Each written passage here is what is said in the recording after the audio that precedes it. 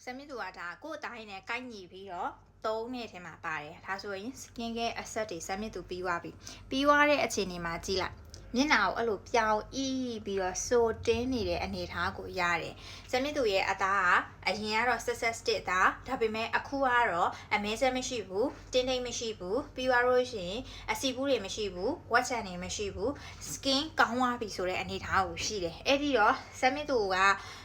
အစီတော့ပြန်တက်တယ်ဒါပေမဲ့အခုတော့မပြန်တော့ဘူး။ဘာကြောင့်လဲဆိုတော့ဒီတိုနာလေးသုံးနေလို့အစီပြန်တဲ့လူတွေ skin ကောင်းနေတဲ့လူတွေဆိုရင်ဒီတိုနာကိုသုံးပြီးသူဒီ moisture ကိုသုံးပြီးအရန်ကောင်းတယ်တခြား skin ရဲ့ asset တွေရဲ့သူတို့ရဲ့ရလက်တွေကိုတိတိတတာကိုသူကပိုရစေတယ်အသားရည်ကိုလည်းပိုကြည့်စေတယ်ပိုပြီးတော့ဝင်းစေတယ်ပြီးရင်မျက်နှာကိုလေဒီလိုပြောင်းတင်းပြီး glow skin ရစေတယ်ဒီလိုပြောင်းတင်းပြီး glow skin ရတာမှလေတော်တော်လေးကိုအီးပြီးတော့ကိုကောင်းတာမျက်နှာမနှားကြလို့ရှိရင်မျက်နှာတက်လိုက်တဲ့အခါကြလို့ရှိရင်လေမျက်နှာမတက်ခင်မှာကိုလေမှန်ကြည့်လိုက်တဲ့အချိန်မှာအိပ်ရထားပြီးမှန်ကြည့်လိုက်တဲ့အချိန်မှာကိုယ့်ရဲ့မျက်နှာအကြီးပြီးတော့စုံနေရပဲဒီလိုအစီပြန်နေတဲ့မျက်နှာတော့မဟုတ်ဘူးเนาะ